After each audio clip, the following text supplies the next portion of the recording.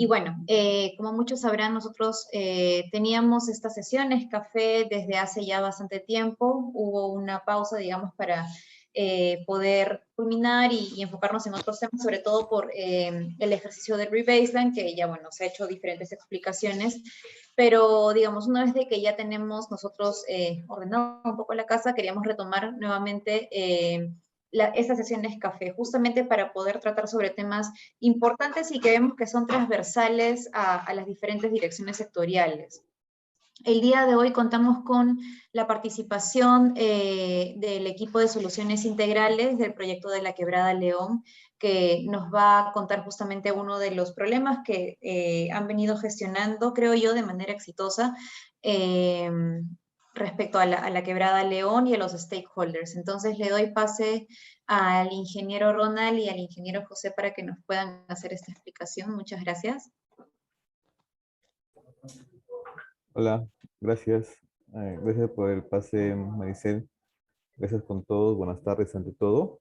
Bueno, como ya adelantó Maricel, somos parte del equipo de la DIS y en mi caso soy Ronald Albinagorta y también me acompaña José Sirena, que es el encargado de ver todo el tema de riesgos acá en el proyecto. Y dentro de la casuística que tenemos y que vamos a compartir el día de hoy, pues es el caso del Molino Granja La Perla, SAC. Es una productora de pollos, ¿ya? Y que llegado el momento, cuando se estaba haciendo la identificación de los predios que iban a ser afectados, pues el propietario como tal no estaba convencido, no aceptaba el proyecto, ¿no? Como tal. Bien, en esencia, vamos a ponernos un poquito en el ámbito del proyecto. El proyecto tiene como nombre principalmente que es la creación de los servicios de protección contra inundaciones de las aguas de las avenidas de la cuenca de la Quebrada de León, que es en la parte superior, por donde está el nombre de La Esperanza, más o menos está la Quebrada de León. Y esta quebrada, pues al momento que se activa en la época de fenómeno del Niño, pues afecta tanto a los distritos de La Esperanza y de Huanchaco. De esta quebrada, pues bajan aproximadamente 280 metros cúbicos de, eh, de agua, ¿no? Con sedimentación, un huaico, prácticamente como se le conoce, y afectando pues a estas familias, y en el 2017 pues afectó a más de 7.000 familias en esta zona, de la zona de Huanchaco, y más o menos en refacción de viviendas y demás, pues se invirtió más de 128 millones, y que hasta la fecha todavía sigue levantándose, se sigue reparando estas viviendas afectadas, ¿no? Nuestro proyecto como tal, este es un proyecto NEC, modalidad F, reembolsable, y que también tiene contemplado el tema del fee. El proyecto como tal está ubicado pues, en la parte norte, ¿no? Bueno, todos conocen Trujillo, y el Distrito de la Esperanza y Huanchaco son distritos importantes de Trujillo, valga la redundancia. Bueno, más o menos ya ubicándonos en este tema, ya con la modalidad que tenemos de contrato y cómo se viene desarrollando en el proyecto, se tiene identificado también en esta parte de riesgos. Es importante tener claro quiénes son los stakeholders, los principales interesados, y en este caso pues tenemos una poligonal o un trazo ya definido, como ustedes pueden ver en pantalla. Es el nuevo trazo en el cual está quedando ya el proyecto. Inicialmente el proyecto pasaba por medio de todo, por mitad de los dos distritos de La Esperanza y Huanchaco, y a la fecha ya el trazo pasa fuera de la ciudad, es el trazo que están viendo ustedes. En este nuevo trazo se tuvo que hacer la identificación de las nuevas poligonales que iban a ser afectadas, y lo que ustedes pueden ver con textura roja, color rojo, es las zonas que principalmente estaban con afectación judicial, ¿no? Y más adelante teníamos también predios que afectan al proyecto especial Chaymochic, y el justo Molino La Perla es la parte media verduzca que se tiene en la parte inferior, y en este predio que vamos a incidir este tema que estamos haciendo el día de hoy. En esencia, la afectación de la parte legal de los predios se tiene pues que es principalmente por una sola familia, que es el Arco Cox, que a la fecha ya se tiene solucionado el tema, se ha firmado un acta anticipada de terreno, no ya se tiene firmado el acta, ya está liberado ese predio y lo que estaba ahorita afectando al proyecto directamente al Molino La Perla, ¿no? El criadero de pollos, el cual desde un inicio el propietario no estaba muy de acuerdo que pasase por ahí el nuevo trazo de la canalización para derivar las aguas que bajaban de Quebrada de León. Esto debido a que ya anteriormente el proyecto Chavimochic ya había afectado su terreno inicialmente, ya le habían afectado el terreno y por otro lado el señor pues tiene una producción alta de criadero de aves y que abastece a todo el norte del Perú. El hacer estos trabajos pues hacía que peligrasen su producción de pollos porque es una actividad que es muy delicada y tiene bastantes estándares de salud, higiene. A la fecha, pues, este tramo que involucra todo el Molino La Perla son aproximadamente 7 kilómetros que iba, que es más o menos el 40% de los 19 kilómetros que comprende el canal y que nos iba a afectar en un principio porque el propietario, pues no, al no aceptar que pase el nuevo trazo por su propiedad, iba a llevar una expropiación.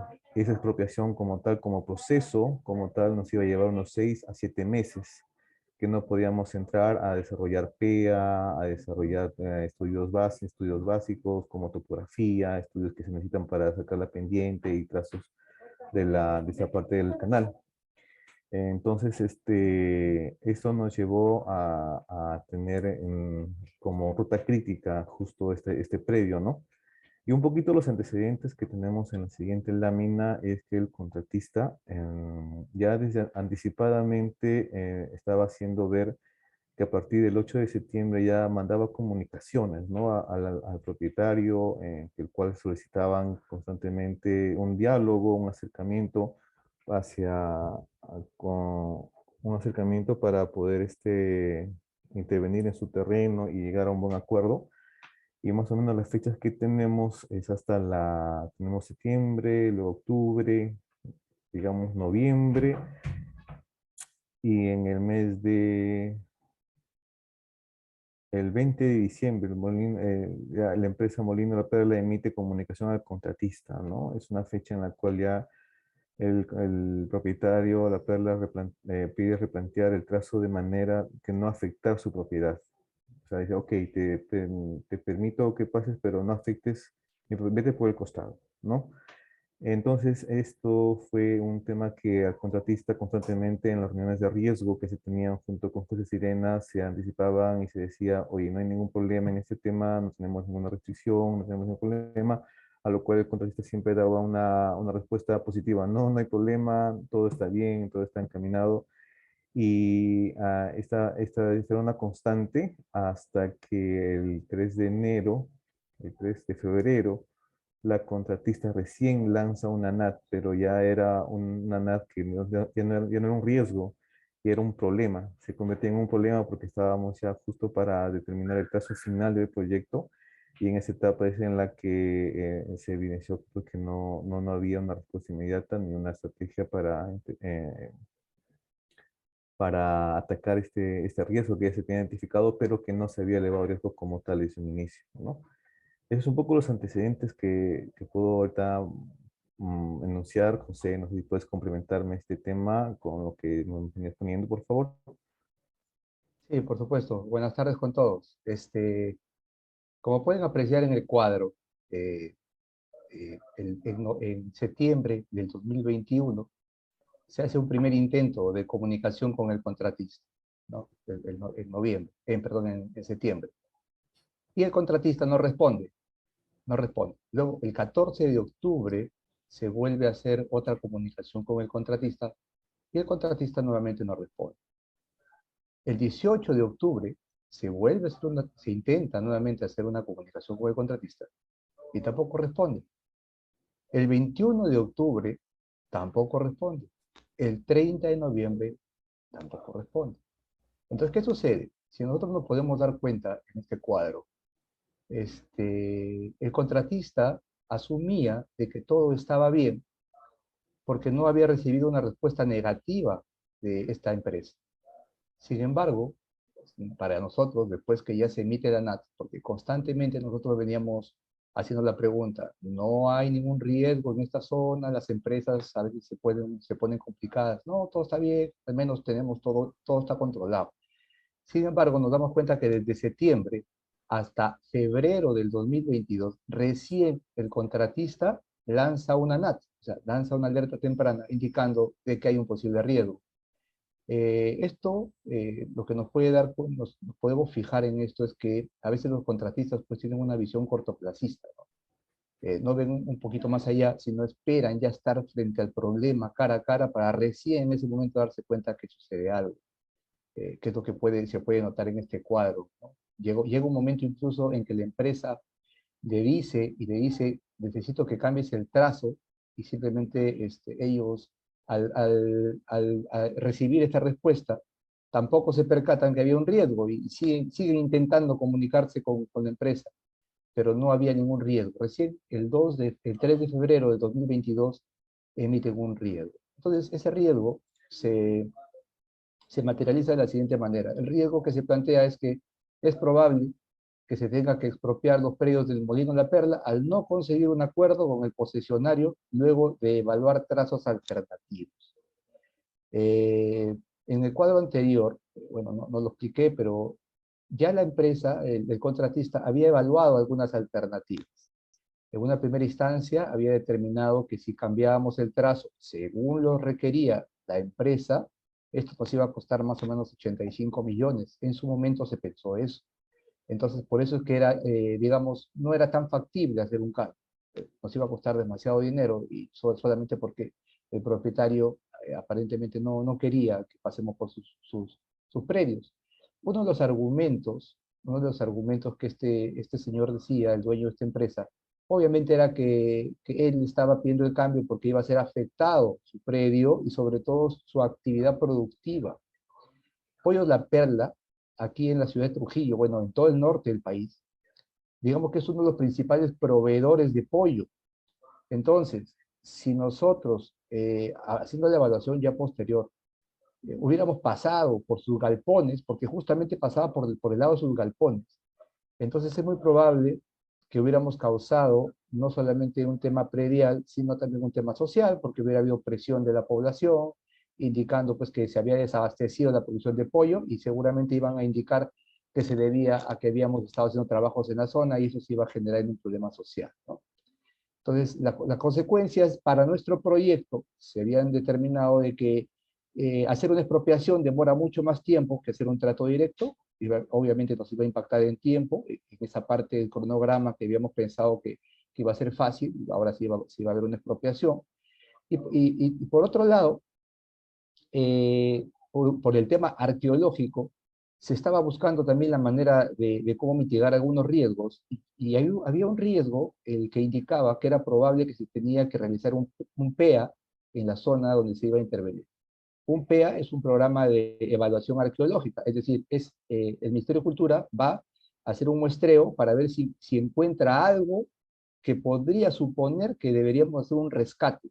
Si encuentra algo, entonces inmediatamente procede al rescate. 2 puntos de estos PEAs estaban ubicados dentro del predio de la empresa Molino La Perla. Entonces se complicaba un poco más. Por un lado teníamos los 85 millones que nos iba a costar, pero por otro lado teníamos, primero, que no teníamos esto del PEA adecuadamente, y por otro lado también no se habían concluido algunos estudios de topografía importantes para nuestro diseño. Entonces, se plantearon frente a esto algunas acciones que las vamos a mostrar enseguida. Lo primero que se pensó, al ver este riesgo, dijimos, bueno, desde el punto de vista predial, nos ampara la ley, la 1192, por lo tanto vamos a pasar por encima del predio, lo vamos a expropiar y creo que no hay ningún problema. Se planteó la acción, dijimos, vamos a iniciar expropiación, la vamos a terminar en agosto del 22, se dan cuenta del tiempo que nos iba a tomar. Y vamos a iniciar también con presentar el expediente para la tasación ante el Ministerio de Vivienda, ¿no? Vamos a presentar y eso es lo que vamos a lograr, pues, digamos, a corto plazo, pero vamos a ver la expropiación. Sin embargo, después de habernos dado cuenta de que teníamos 2 puntos arqueológicos dentro de la zona, adicionalmente a esto, teníamos el tema de la topografía que no había sido terminada. Adicionalmente a esto, era probable que si pasábamos por el predio, íbamos a generar un problema social, porque la producción de pollos en el nivel del norte se iba a mermar, y esto seguramente la población iba a reaccionar frente a esto, ¿no? Y por último, el IGA-PRO, que es algo que nos está costando mucho trabajo obtener y que nos había costado, porque ya lo tenemos en primera instancia con información básica. Luego de obtener IGA-PRO tenemos que hacer las modificatorias. Estas modificatorias nos estaban también un poco retrasando porque no teníamos cuál iba a ser el trazo. Había incertidumbre si nos íbamos a quedar por este trazo, íbamos a mover el trazo. Entonces el gerente del proyecto indicó de que por favor se evalúen nuevos trazos. Se ha evaluado el trazo, ya tenemos un nuevo trazo, ¿no? Se le ha presentado luego la propuesta a la empresa Molino, ¿no? Para que ellos vean cuál es el nuevo trazo que se está planteando, y obviamente les ha gustado el nuevo trazo, ¿no? La última acción que tenemos, bueno, una de las últimas acciones que tenemos es que para este 28 de abril deberíamos estar firmando ya un acuerdo de buena intención con el dueño de la empresa, para que posteriormente a esto podamos firmar o gestionar el acta de entrega anticipada, que es lo que tanto estamos buscando. Aparentemente, estamos ya mitigando este riesgo, aparentemente, bueno, mitigando, o digámoslo de cierta manera, porque igual vamos a tener que invertir un poco más, pero evaluando la situación creo que era conveniente, porque no sabíamos qué podría pasar. Era un tema social que iba a impactar significativamente el proyecto.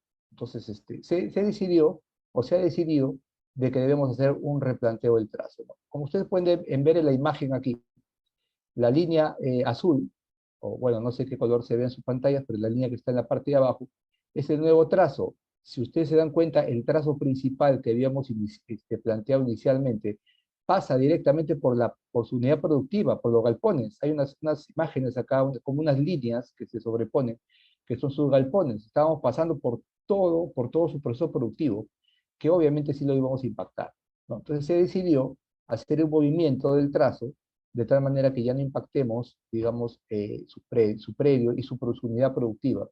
Ya se ha conversado con el propietario, y el propietario ha aceptado, bueno, hasta el momento ha aceptado, va a firmar en estos días ya el acuerdo, y luego para firmar el acuerdo de entrega anticipada. Básicamente eso es lo que había pasado. ¿Qué podemos sacar de lecciones aprendidas de todo esto?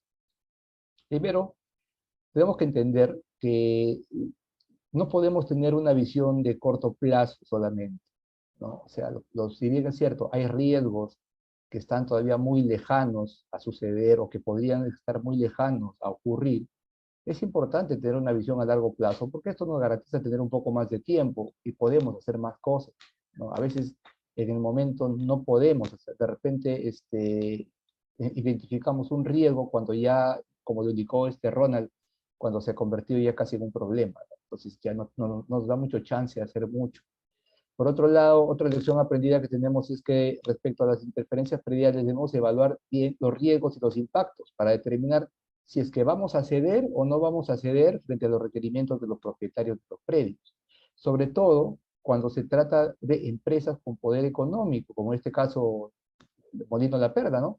Que pueden ver afectados sus procesos productivos y que podrían impedir la ejecución de algunas actividades para nuestro proyecto. Es importante ver esto.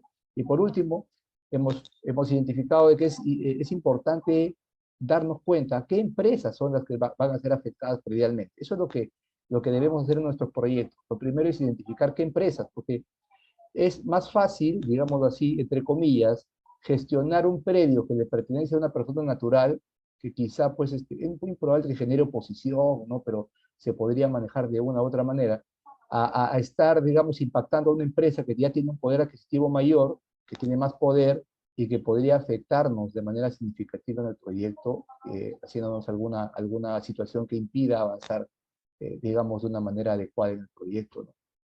También he querido poner acá unas lecciones aprendidas que me pasó Renato Monteiro en un informe interno que nos emitió para poder ver su punto de vista.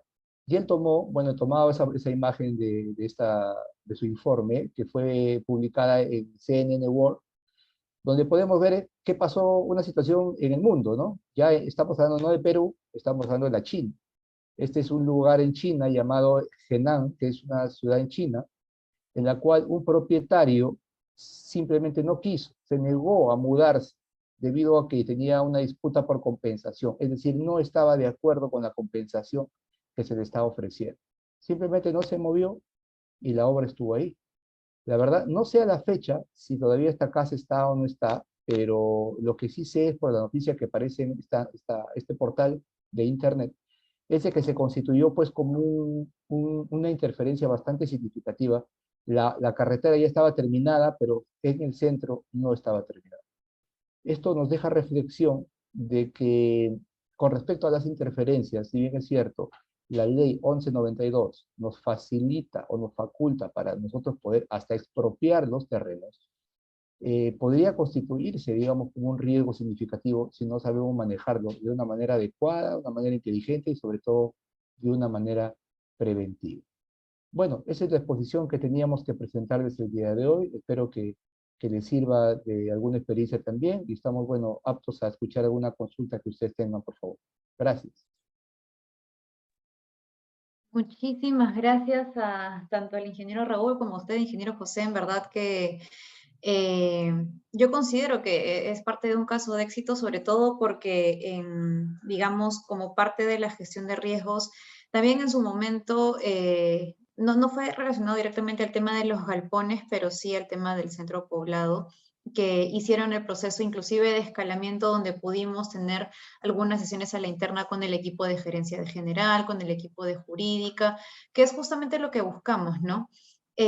Ahorita quiero abrir, digamos, el debate o de repente ver si es que alguien tiene algunas consultas. La información que nos han proporcionado el día de hoy es sumamente interesante y creo importante, no solo para los proyectos de soluciones integrales, sino también para el caso de educación y en el caso de salud, de poder identificar a los principales stakeholders e involucrarlos, como fue el caso de justamente del dueño de los galpones y como indicó al final una idea bastante interesante, el poder identificar que es más fácil hacer el trato con ellos que llegar, digamos, a otras instancias. Entonces, en el caso, bueno, de educación sabemos que ahí es sobre todo con las direcciones regionales de educación, que sé que varios están teniendo ahí algunos inconvenientes, y en el caso de los proyectos de salud también con las DIRESAS, las Direcciones Regionales de Salud. No sé si alguien tiene allí alguna consulta o de repente algún comentario que quiera hacer. Pueden levantar la mano o en todo caso activar el micro. Alfredo. Sí, Alfredo, ¿no se te oye? O Rafael, también vi tu micro activado. Sí, buenas tardes. ¿Qué tal, Primeramente, Rafael? quería agradecer a los ingenieros de la muy buena exposición, que es un caso bien práctico y que nos puede también involucrar. Mi pregunta era básicamente en el tema de qué sucede cuando luego de las conversaciones o relaciones con los propietarios no llegan a un acuerdo y cuál sería la mitigación para que en caso de que ellos no estén de acuerdo con la propuesta, que pudiera llegar a un buen norte.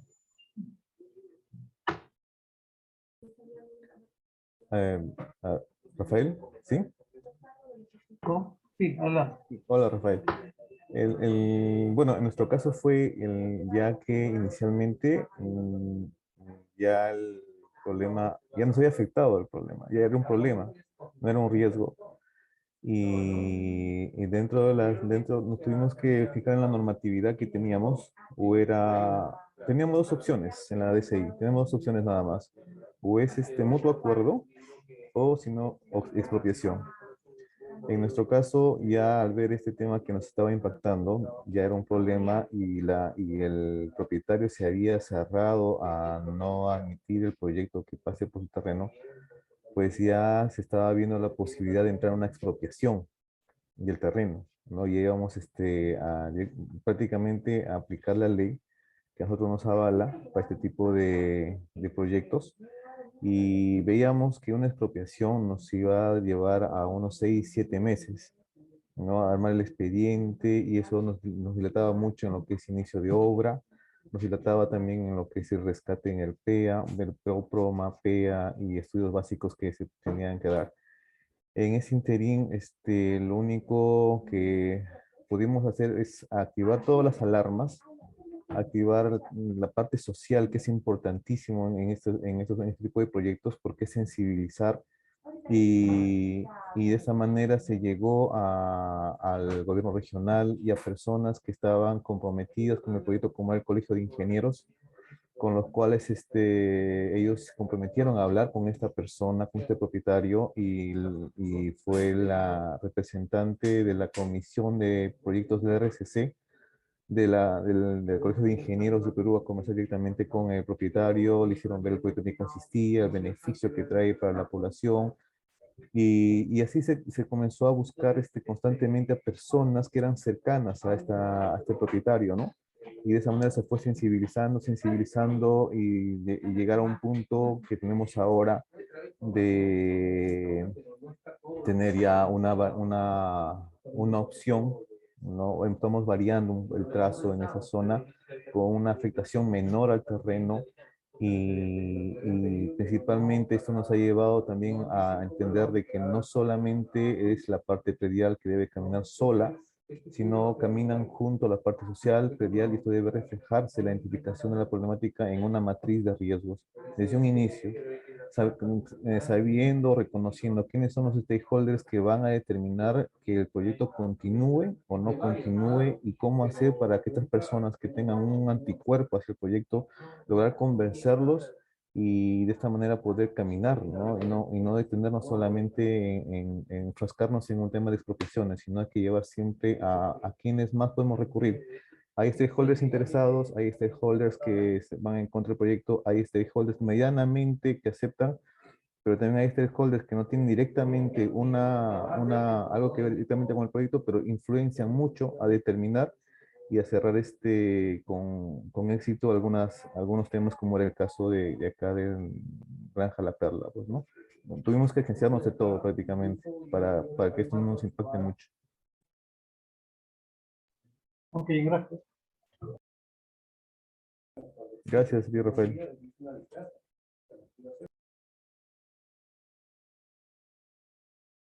Alfredo. Sí, ¿qué tal? ¿Cómo están? Buenas tardes con todos. José comentó en la línea de tiempo que expuso que hubieron como 4 o 5 comunicaciones al contratista en determinados momentos. ¿Cuál fue la justificación que dio el contratista de por qué no respondía? Eso es lo que no me queda muy claro. O sea, fueron como 4 comunicaciones, me parece, y comenta José que no se tenía respuesta del contratista. ¿Qué justificación dio el contratista? Alfredo, ¿cómo estás? Bueno, en ¿Qué realidad el tal, José? contratista, ¿qué tal? ¿Cómo estás, Alfredo? Este, el contratista en todo momento, desde el inicio, estoy que te hablo desde octubre, siempre se le hacía la pregunta si todo estaba conforme. ¿Por qué?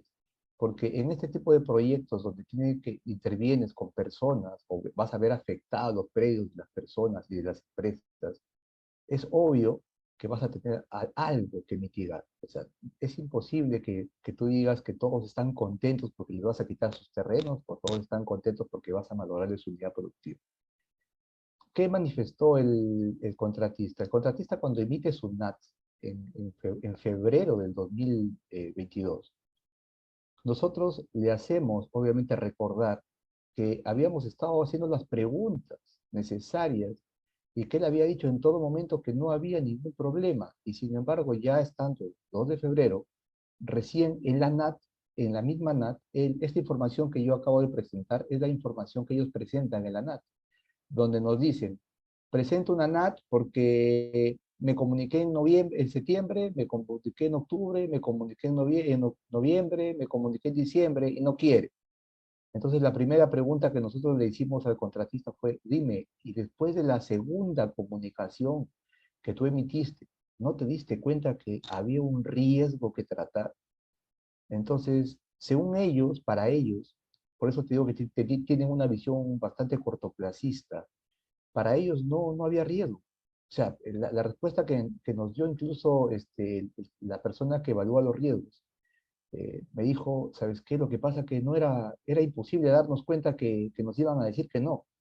Esa fue la respuesta que nos dieron en ese momento. Y en realidad, sí, pues no, justamente los riesgos tienen esa visión, una visión preventiva, y sobre todo una visión en la cual tienes que trabajar con la incertidumbre. Se les dejó en claro al contratista en esa reunión de que era importante la experiencia que tú tenías, ¿no? Porque si tú no tienes experiencia, es muy probable que no te des cuenta que puede pasar un riesgo de este tipo.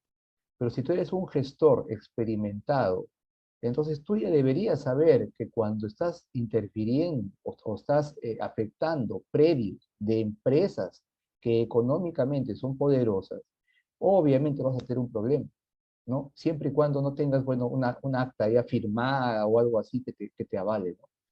Pero esa es la visión que tienen muchos de los contratistas. Acá en el norte trabajamos con dos contratistas, con 3 proyectos, y siempre hay una visión bastante cortoplacista. Es más, estamos ya a punto de iniciar construcción en algunos proyectos y hay que estarlos presionando o hay que estarles dictando algunos riesgos que podrían generarse en la etapa de construcción. Los básicos, al menos los básicos, ¿no? Maquinaria, personal, recursos, alguna situación de permiso o algo por el estilo. Pero hay que estarlos presionando porque no se dan cuenta hasta cuando ya ven el riesgo que está encima, ¿no? Entonces, es un poco complicado trabajar, Alfredo, con una visión así, pero yo creo que poco a poco se ha ido logrando una mejora, ¿no? Entonces, pero esa fue la respuesta que nos dieron, Alfredo, en su momento. Muchas gracias, José. Muy clara tu respuesta. Gracias. Un abrazo. Ahí lo que quiero enfatizar, y es un buen punto el que tocas, José, es el tema de la experiencia del contratista y cómo esta se debe ver reflejada. Nosotros tenemos como una herramienta la plantilla del contratista. Entonces se supone de que él no solamente me tiene que alertar a mí sobre sus eventos en el corto plazo o en el mediano, sino tiene que adelantarse un poco más a lo que puede pasar más adelante.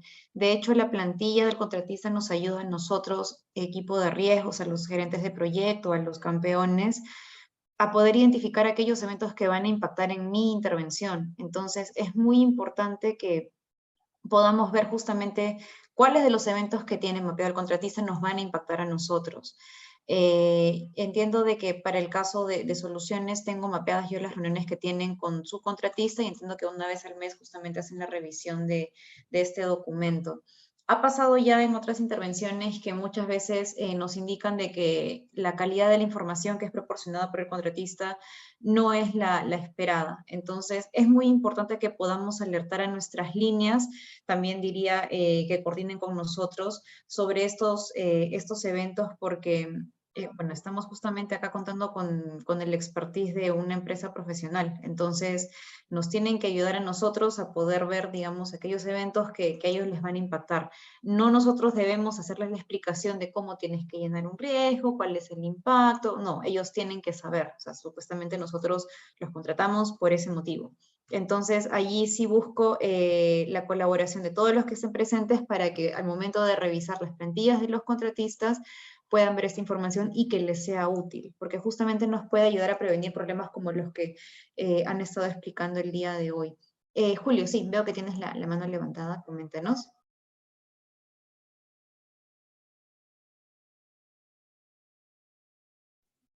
Julio.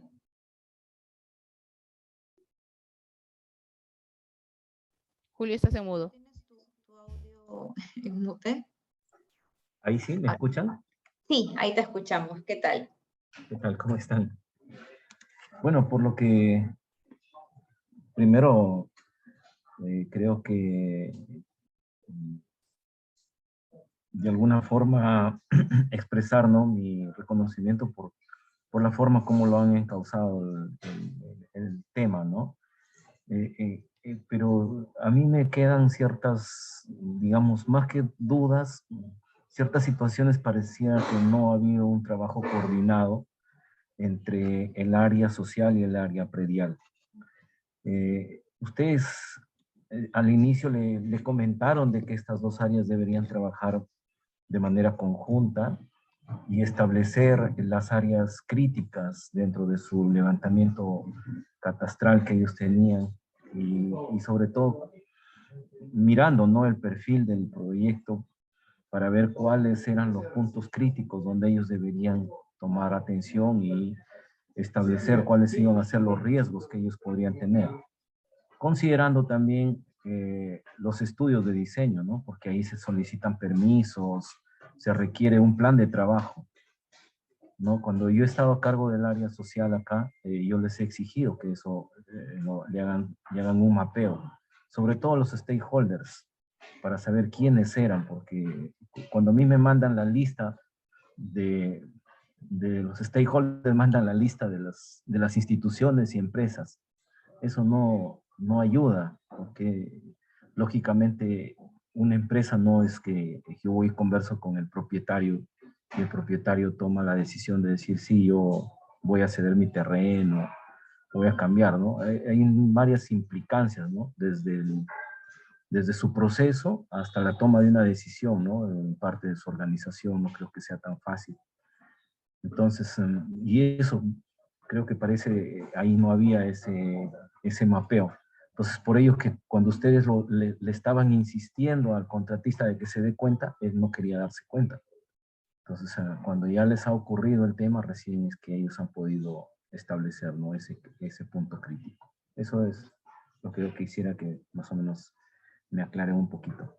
Gracias.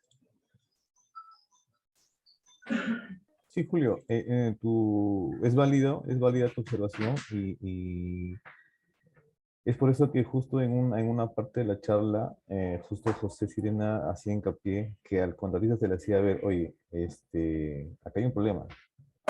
Oye, ¿y cuándo le vas a este problema? Y así se estuvo por varias semanas. Lo que sucede que muchas contratas tienen todavía el chip de ser constructores.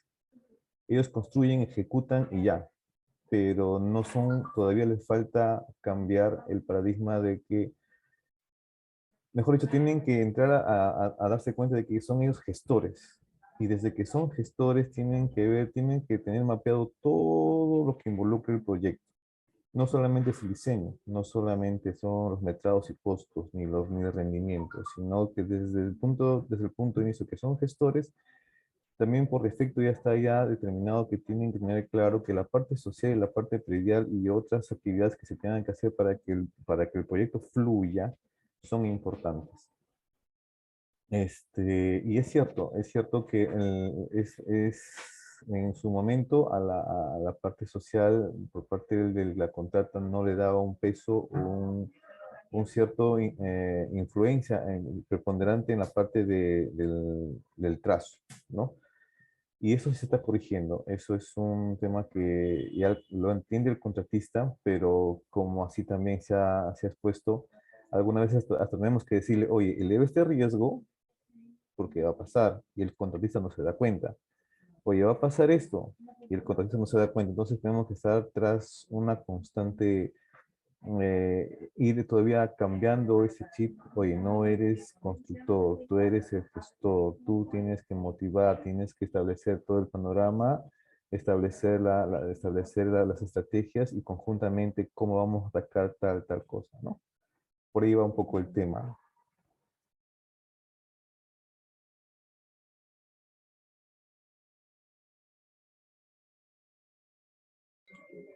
Sí, muchas gracias.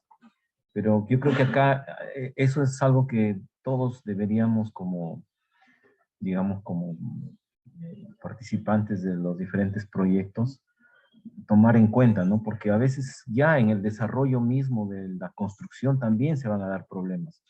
por decir, si bien en este caso esta empresa, La Perla, ha dicho, está bien, yo voy a ceder parte de esta área, pero todavía él no conoce cuando se dé en la construcción.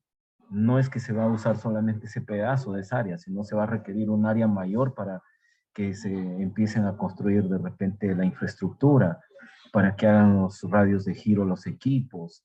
Entonces todo ello va a generar inconvenientes, les va a generar malestar, sí o sí. O sea, no es porque, digamos, en este caso ya se cambió la ruta. Sí va a haber un malestar probablemente hasta en el tránsito en ese sector. Entonces, de esa forma es que hay que tomar cuál va a ser la acción, ¿no? Conociendo ya de que ha habido un precedente, sería bueno de que ustedes traten de manejar esas posibilidades, ¿no? A fin de que sea de la mejor forma, armónicamente con todas las partes interesadas puedan interactuar y les permita desarrollar adecuadamente su proyecto sin inconvenientes. Gracias. Gracias, Julio.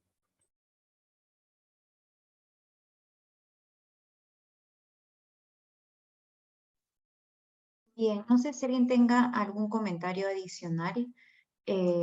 Como les dije, sé de que el tema quizá involucra bastante a soluciones integrales a las demás intervenciones, pero como digo, para el caso bueno, los que veo conectados tanto de salud como de educación, también es importante que puedan llevarse un poco los mensajes, como dije, el tema de las plantillas del contratista, el tema de la identificación de los principales stakeholders, sobre todo, como digo, entidades externas como las DRES, como las DIRESAS. No sé si por el lado de salud y educación quieren hacer algún comentario adicional.